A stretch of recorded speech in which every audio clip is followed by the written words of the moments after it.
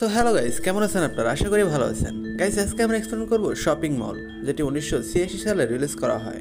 মুভিটি একটি science fiction horror movie. আশা করি মুভিটি আপনাদের কাছে ভালো লাগবে। সো গাইস, আপনি যদি আমাদের চ্যানেলে নতুন হয়ে থাকেন তো প্লিজ চ্যানেলটি সাবস্ক্রাইব করে নোটিফিকেশন বেলটি অন করে রাখেন, যেন এরকম অ্যাডাম থ্রিলার বা অ্যাকশন মুভিগুলো এক্সপ্লেন সবার আগে আপনার কাছে পৌঁছে যায়।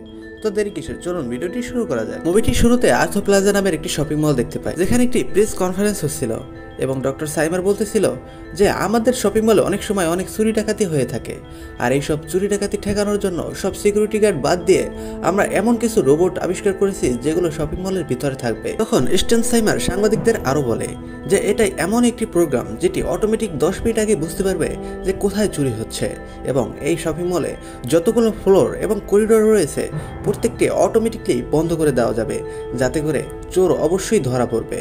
তাছাড়াও এটা যদি কোনোভাবে আউট অফ কন্ট্রোল হয়ে যায় তো তারা দেখিয়ে বলে যে আমাদের ছাদের উপরে এমন একটি ছোট্ট কন্ট্রোল রুম থাকবে, যেখানে টনি এবং রেসেল নামে দুজন লোক থাকবে। তারা এটা কম্পিউটারের মাধ্যমে কন্ট্রোল করে। প্রেস কনফারেন্সের পরে সিন কাট হয়। পর আমরা শপিং মলের ভিতরটা দেখতে পাই, যেখানে কিছু কর্মচারী এবং স্টাফরা রয়েছে। তাদের মধ্যে রয়েছে লিন্ডা এবং অ্যানি, এবং তারই সামনে অ্যাকাউন্ট রুমের ভিতরে রিক, রেক এবং মাইক। এছাড়াও শপিং মলের ভিতরে দেখা যায় ফ্রেডি এবং এলিসনকে। তারা আজকে সপ্তাহে একটি প্ল্যান করে যে শপিং মল বন্ধ হওয়ার পরে তারা স্টাফ রুমে গিয়ে পার্টি করবে এবং মজা করবে। এরপরে তারা সবাই তাদের কাজ শেষ করে পার্টি করতে চলে যায়। সেখানে বর্তমান পর্যন্ত সব ঠিকই ছিল এবং তারা খুব মজা করতেছিল, পার্টি করতেছিল, নাচ করতেছিল। কিন্তু আসলে এদের মধ্যে প্রবলেমটা কোথায়? এদের মধ্যে প্রবলেম তো এই শপিং মলের ভিতরে রয়েছে, সেটা আমরা একটু পরেই দেখতে পারবো। তো গাইস, আমরা মুভির শুরুতেই বলেছিলাম যে এই রোবটগুলোকে কন্ট্রোল করার জন্য ছাদের উপরে কন্ট্রোল রুম থাকবে, এবং সেখানে টনি এবং রেসেল বসেছিল। এবং তখনই বাহিরে প্রচুর বৃষ্টি পড়েছিল, এবং তখন ওই বৃষ্টির ভিতরে বিজলি চমকাতে শুরু করে, যেটা আনফর্চুনেটলি সেই কন্ট্রোল রুমের উপরে এসেই পড়ে যায়, যাতে করে কন্ট্রোল রুমের প্রতিটা কম্পিউটার এবং মেশিন নষ্ট হয়ে যায়।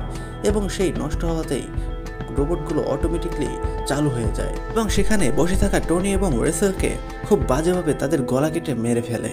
এরপরে সেই রোবটগুলো বাহিরে বেরিয়ে আসে, এবং এখান থেকে শুরু হয় মুভির আসল রূপ। এরপর আমরা সেই স্টাফ রুমে সেই স্টাফদের দেখতে পাই, যারা কিনা সেখানে পার্টি করতেছিল, এবং তাদের মধ্যে থেকে মাইক তাদের জন্য কিছু খাবার এবং বিয়ার আনার জন্য বাহিরে যাচ্ছিল। বাহিরে যাওয়ার পরে সে যখন বিয়ার এবং অন্যান্য কিছু বাহির করতেছিল, তখনই তার পিছনে সেই রোবটটি চলে আসে, যেটি একটু আগে টনি এবং রেসেলকে মেরে ফেলে। মাইক কিছু বুঝে ওঠার আগেই সেই রোবটটি অটোমেটিকলি তার গলা অর্ধেকটা কেটে মেরে ফেলে, এবং এখানেই শেষ হয় না। এরপরে তার গার্লফ্রেন্ড এলিসন তাকে খোঁজার জন্য সেখানে চলে আসে এবং তাকে ডাকতে থাকে, কিন্তু একটু পরে তাকে একটি গেমের পিছনে দেখতে পায় তার লাশ পড়ে আছে, এবং সেটা থেকে সে প্রচুর চিৎকার করে এবং সেখান থেকে পালিয়ে যাওয়ার চেষ্টা করে, যেটা আমরা মুভি প্রথমে দেখেছিলাম। কিন্তু এলিসনও এই রোবট থেকে বাঁচতে পারে না।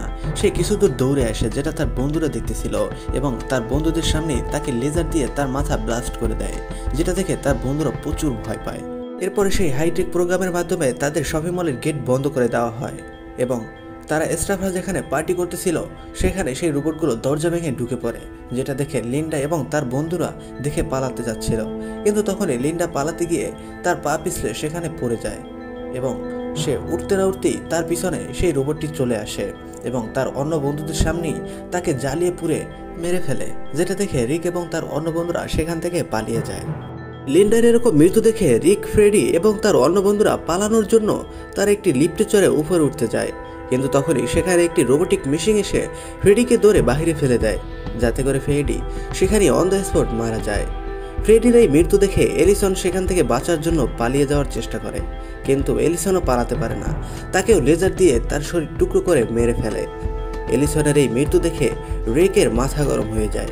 কোনো কিছু না বুঝেই সেই মেশিনটিকে মারার জন্য রেক সামনে আগায়, কিন্তু রেককেও সেই মেশিন লেজার দিয়ে তার শরীরও টুকরো করে মেরে ফেলে, যাতে করে রেকও সেখানে মারা যায়। এখন সবাই মরে গেছে, শুধু বেঁচে আছে দুজন।